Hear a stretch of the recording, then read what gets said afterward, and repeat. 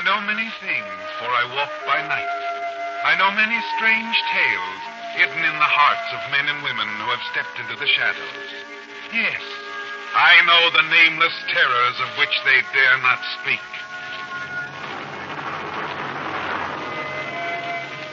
Yes, friends, it's the Whistler for the tops in entertainment. And for the tops in gasoline quality, it's Signal. It takes extra quality, you know, to give you extra mileage. And Signal is the famous Go Farther gasoline. So look for the Signal Circle sign in yellow and black that identifies friendly, independent Signal stations from Canada to Mexico. And now, the Whistler's strange story, Fatal Appointment.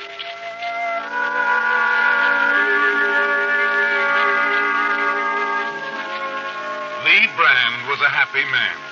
There was a spring to his step as he crossed the front terrace of his palatial summer home at Carmel.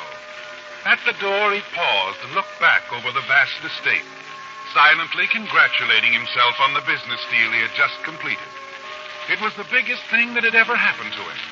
Big enough to provide all the money he would ever need. It would make it possible for him to drop his business identity with the gang in the city as Lee Brand and maintain social life here at Carmel as Julius Belmont, wealthy retired businessman, and the man his daughter had always believed him to be. But as Brand ran through the whole story in his mind, he suddenly realized it was actually Paul Elliott's story right from the beginning. And that was on a July night a little less than 2 years ago, when Brand and one of his men were driving across the Sacramento River. Their headlights picked up the figure of a man standing on the railing. Hey, look at that guy. Is he going to jump? Huh? Good Lord. Speed up, Dave. Pull over there. Fast.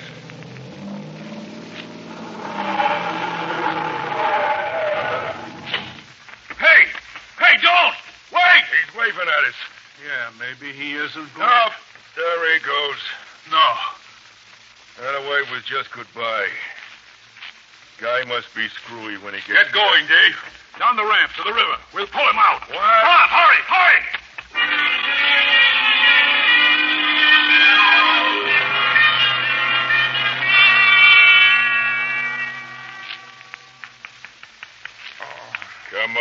Come on.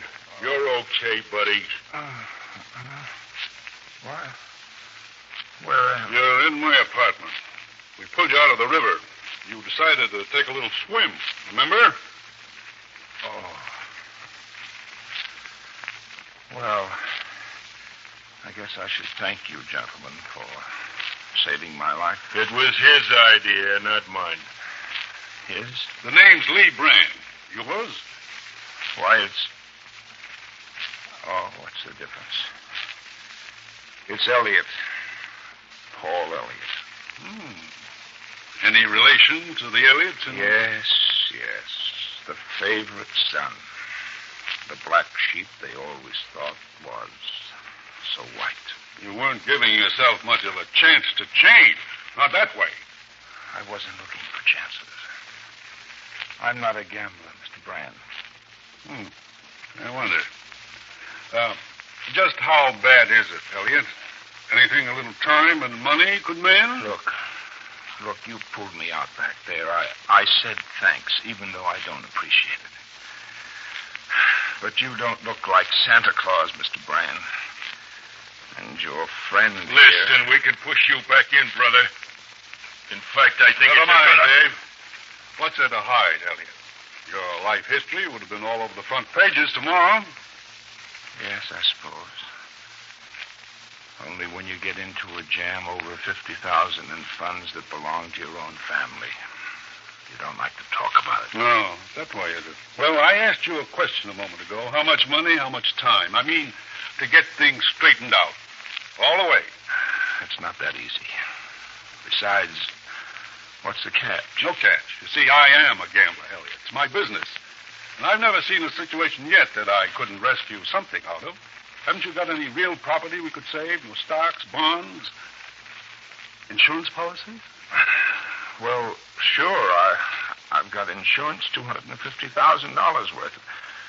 with lapse premiums. Could they be picked up, reinstated? I think so, but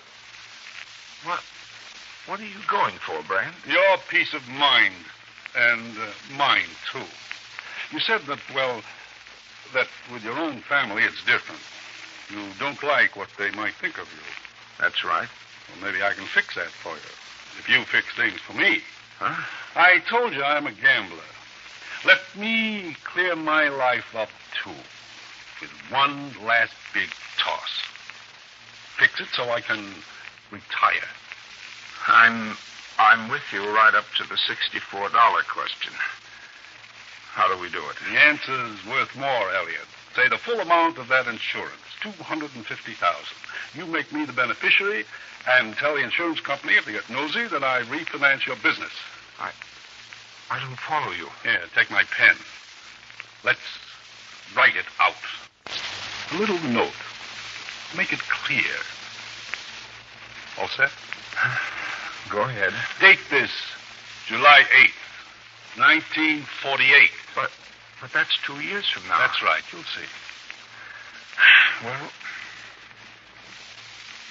now write this.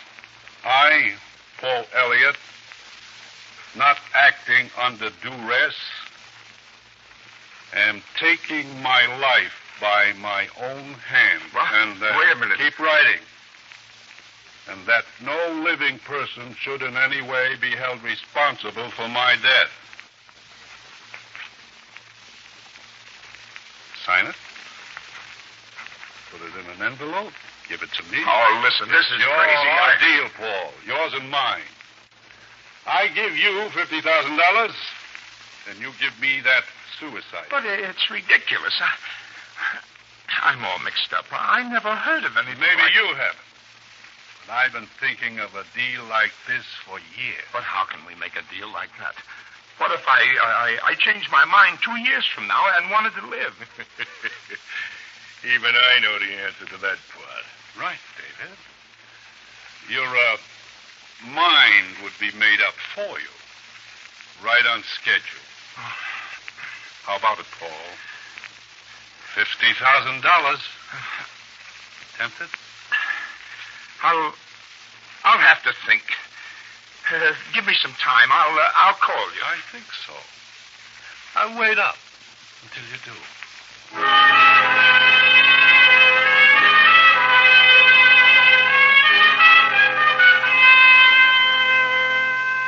It's a strange, frightening proposition, isn't it, Paul? $50,000 tonight, simply by signing your name to that little note in your pocket. A note that says you died by your own hand. Walking along, thinking it out carefully, you wonder if you really would have to die. Brand himself might be dead in a year.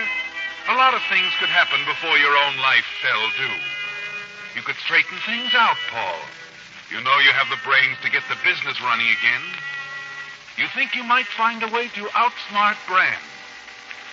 If necessary, you might even kill him.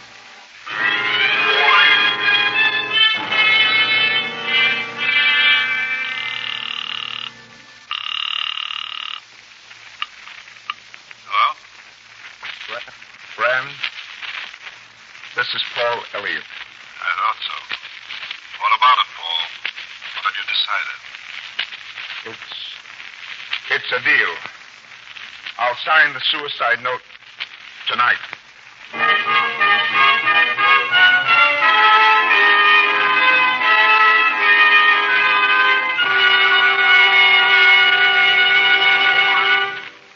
With the prologue of Fatal Appointment, the Signal Oil Company brings you another strange story by The Whistler. But now, since this is travel season, I'd like to pass along a tip to you drivers.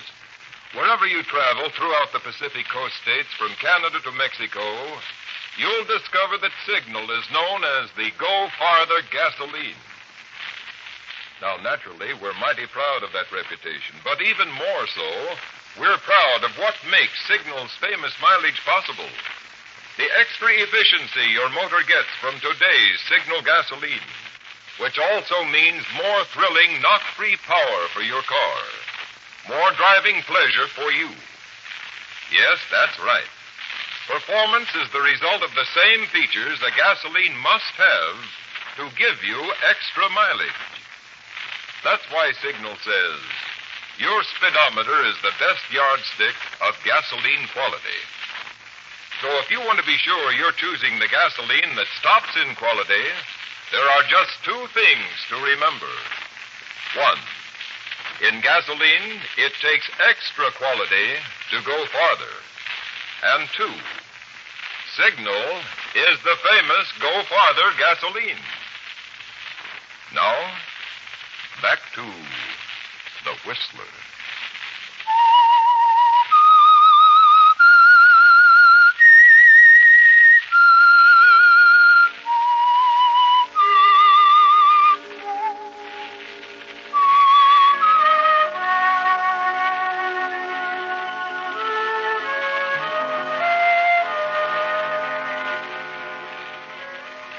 Time has moved swiftly, hasn't it, Paul?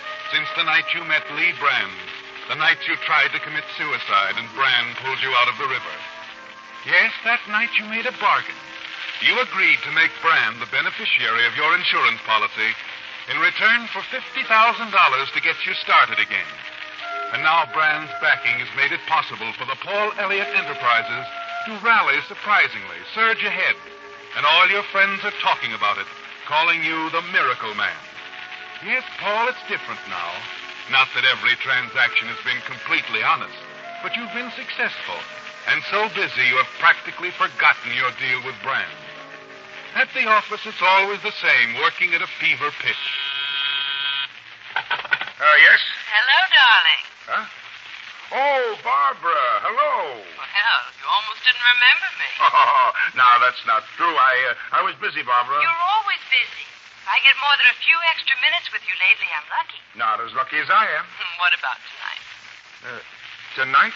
Our dinner date. You haven't forgotten that.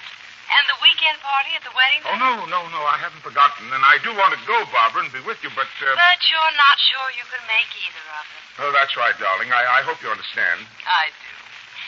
But I don't have to like it. Will you call me soon? Very soon, Barbara. You know I will. All right. Climb back in your treadmill. Sorry I interrupted. Goodbye, Barbara. Bye. Morning, Paul. Oh, good morning, Dick. You look and sound a little down, old man. When are you going to take that vacation? Oh, that's your idea. Well, it's your health. And here's something that says we can spare you around here for a while. Oh? The latest audit. You've got the company in good shape, mister. Here, take a look at this report. Now, with the deals we have set, we'll be counting profits for 6 months at least. Can't miss. I hope you're right. Really, Paul, you've done wonders. And all of it in exactly 2 years. 2 years? Almost to the dot. It's July 7th. You know, I thought it was still June. Hey, look, Paul, there's such a thing as concentrating too hard on one thing.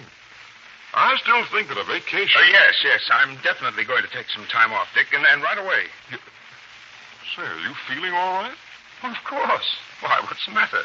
I'm asking you. First, it's no vacation, positively. Now you've practically got your bags packed. Well, can't a guy change his mind? I suppose, but... Paul, is there anything wrong?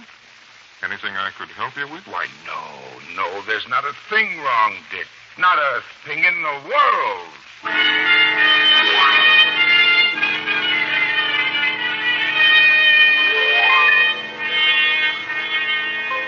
But everything's wrong, isn't it, Paul? It's a shock to realize that your time is up. And you haven't long to live if Brand keeps his bargain with you. There just isn't anything you can do. Not now, anyway. You decide to keep your date with Barbara, and later that evening at the Weddington party, you wander out on the terrace and stand there looking out over the spacious grounds. Beautiful out here, isn't it, Paul? Yes. Paul, Yeah? what's wrong with us? Wrong? I didn't know that there was I'm anything... young, healthy, and at least fairly attractive. I'm also very much in love with you. Barbara, And I think you're in love with me. Of course I am, Barbara. So, there it is. isn't it customary for two people in love to do something about it? Yes, but, well, there are things, problems I have to work out before I can... Well, darling, don't you want to tell me about them? Perhaps I could help you. I can't very well. Not right now, darling. Oh, I see. There's nothing you could do, really. Oh, darling, I've just got to work this thing out by myself. If you'll just give me a little time to straighten things out. Is it about the business, Paul? Well, yes, in a way. But I thought everything was going so well. Dick's been telling us what a grand job you've done with the company. Well, he even mentioned that you're going to take a vacation. Well, I haven't quite made up my mind about it. Oh, why don't you, Paul? It would do you good to get away. Get away? Yes. Yes, it would do me good to get away. Look, I'm going down to Father's summer home at Carmel tomorrow. Why don't you join us? I know Father'd love to meet you. Carmel? Wonderful place, really. Quiet, restful, a perfect hideaway. Oh, you'd love it, Paul. Yes, let me think about it, darling. I'll let you know. You won't have to. I'll be there waiting for you whenever you decide to come down. All right. And, Paul... Yes? Darling, you really have been working too hard. You're not looking well at all. Getting away from everything would be the best thing in the world for you.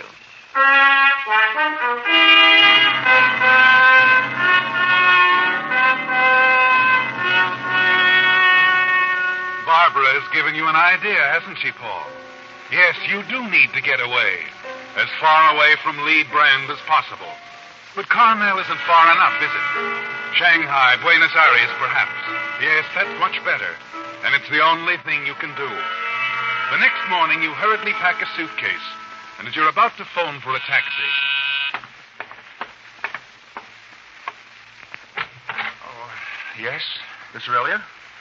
That's right. Bill Adams.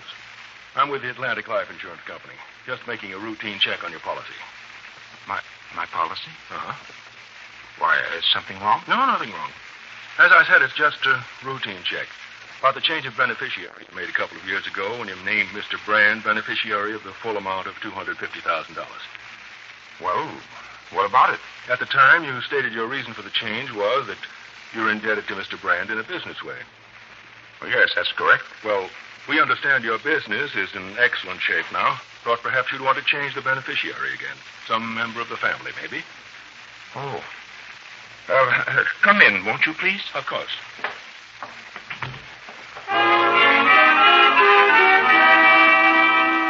Mr. Adams gives you an idea, doesn't he, Paul? If you leave town and Brand learns he's no longer the beneficiary, that your death will mean nothing to him, you'll be a lot safer wherever you are. Things look brighter now, don't they, Paul? And you're almost hospitable as the insurance man enters your apartment. Sit down, please. Thanks. You know, it's funny you should drop in, Mr. Adams. I've been thinking about my insurance policy. Oh? It would be perfectly all right if I changed beneficiary again, wouldn't it? Well, it's up to you. Well, could you do it right away? Well, yes, I suppose so. Have to check with my boss. Your boss? Yeah. You see, he happens to be the beneficiary at the moment. What? You mean... Yeah. Lee Brand.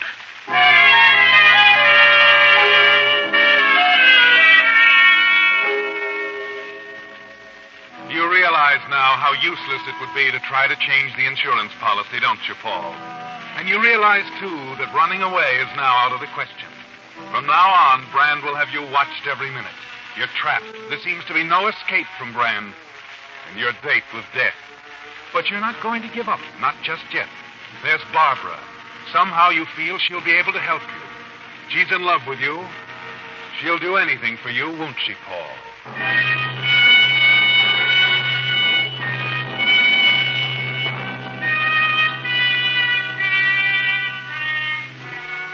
It's early afternoon when you arrive at Carmel. Drive down the main street and park your car before a small curio shop. Quickly, as you hurry inside to ask directions to the Belmont estate, two men are standing near the door as you enter. And as the door closes behind you, one of them turns around. And you freeze in your tracks. Brand. I beg your pardon? Brand. What are you doing here? I'm sorry, young man. There must be some mistake. I'm afraid I don't know you. You don't know me?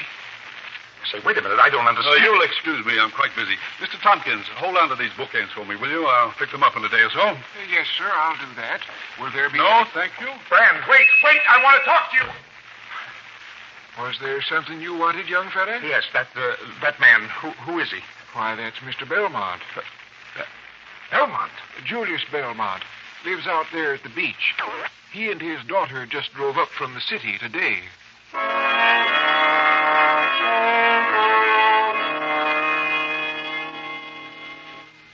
It's fantastic, isn't it, Paul? Brand the gambler is Barbara's father. And even as the realization hits you, you see a way out of your bargain. Yes, Barbara is the answer. Sweet, trusting Barbara. And she's waiting for you to marry her. Marriage. That would solve everything, wouldn't it? Yes, you can use Barbara to save your life. You hurry back out into the street, find a phone booth, and call the Belmont estate. Oh, Paul, this is a surprise. Oh, I hadn't expected to hear from you so soon. When are you coming? Well, I'm not Barbara. Oh, I see. Barbara, darling, how soon can you meet me at my apartment? At your apartment? Paul, what's happened? Nothing at all, darling. You remember what we talked about last night, that problem I had to work out? Yes. Well, everything is settled now, darling. My problem has been solved. Oh, then you mean... I mean, I'm asking you to marry me, Barbara, right away. Oh, darling. Then you aren't going to make me wait till I'm old and gray. What do you say, Barbara? Oh, of course I'll marry you. Could have told you that the first day we met. How soon can you pack a bag and meet me? Well, why can't you come here to Carmel? I want you to meet Father. I haven't told him about you yet. Oh, no, please, don't. Don't say anything to anyone. Just meet me. Paul, there is something the matter. Won't you tell me? Nothing's the matter, darling. But then why can't you come here and... Darling, will you do as I ask this one time? All right, Paul. We have a few guests here. It may be some time before I can get away. I'll come as quickly as I can. Oh, good. And hurry. Hurry, will you, sweetheart?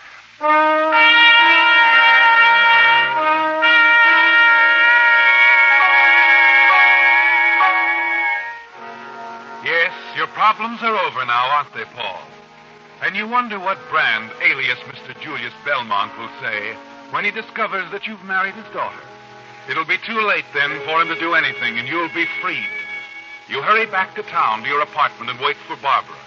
And then shortly before 7 that night. Oh, Barbara, I thought you'd Hello, Elliot. Brian. Mind if I come in? What do you want? It was a bad mistake you made, Elliot, prying into my private affairs. Look, Brian, I didn't... I don't know how you found out or what, but you shouldn't have come down to Carmel, Elliot. You shouldn't have found out I was Julius Belmont. Oh, wait a minute. What are you doing? Recognize this piece of paper? It's your suicide note, Elliot. Brian, listen to me. I still have another day. Give me a break. I can't take any more chances. Well, then give me a chance to explain. Sorry, kid, but I'm through gambling. It's all over.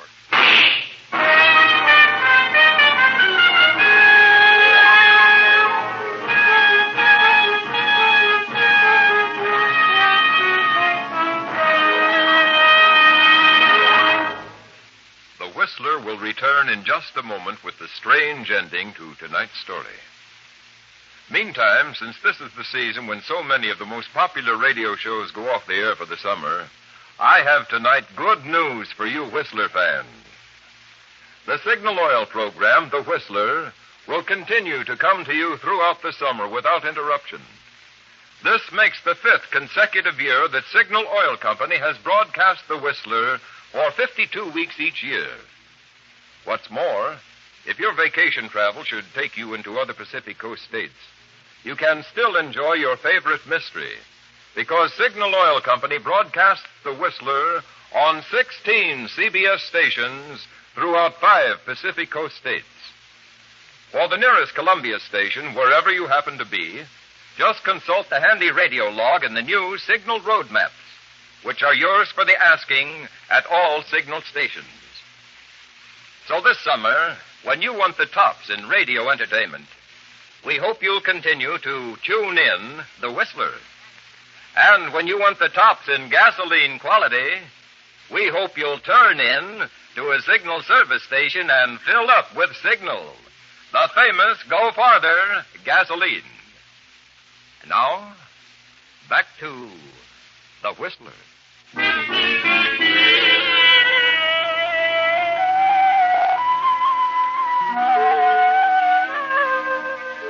Yes, Lee Brand was a happy man, and there was a spring to his step as he crossed the front terrace of his palatial summer home at Carmel.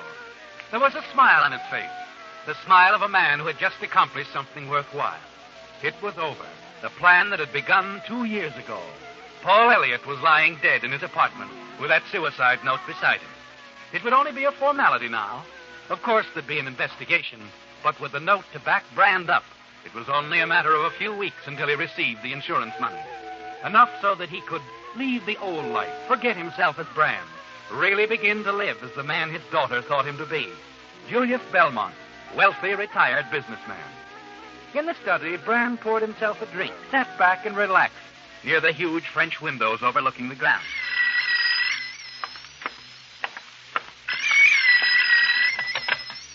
Hello? Lee, Dave, I told you never to call me here, Dave. this is important, Lee. Got a tip. Somebody told the cops they saw you leave Paul Elliott's apartment. They'll be around to talk to you. That's all right. I'm ready, Father. But when they find out you're the beneficiary of his life insurance, $250,000. You're forgetting that this was suicide, Dave. Yeah, I know, but... Well, I just wanted to let you know, that's all. Thanks. There's nothing to worry about, Dave. Nothing at all. That suicide note was written in the deceased's own handwriting. Lee Brand was sure he had nothing to worry about. All he had to do was wait. Let the investigation take a natural course. But as he dropped the phone back onto the hook... Dad. Oh, Dad. Barbara, what's the matter? He's dead. He's dead. What? Who's dead? Barbara, what are you talking about? Paul Elliott. Oh, Dad, we were going to be married. He was in some sort of trouble. Paul Elliott. You were going to marry Paul Elliott? Yes. Baby, why did you tell me? I didn't even realize that you knew. He loved me, and I loved him. Dad, you got to do something about this. Find out who killed him. He was murdered? He never would have killed himself. I know. He just called me. We were going to be married right away. I know they wanted to make it look like suicide, but... I don't understand.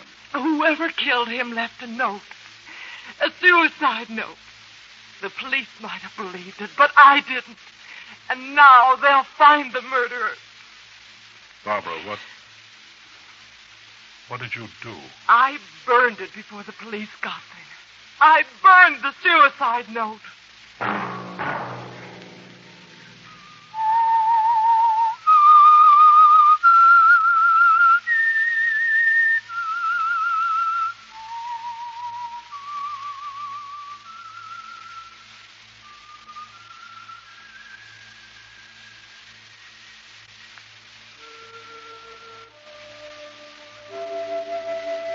Let that whistle be your signal for the Signal Oil program, The Whistler, each Wednesday night at the same time. Brought to you by the Signal Oil Company, marketers of Signal gasoline and motor oil and fine quality automotive accessories. Signal has asked me to remind you, to get the most driving pleasure, drive at sensible speeds. Be courteous and obey traffic regulations. It may save a life, possibly your own.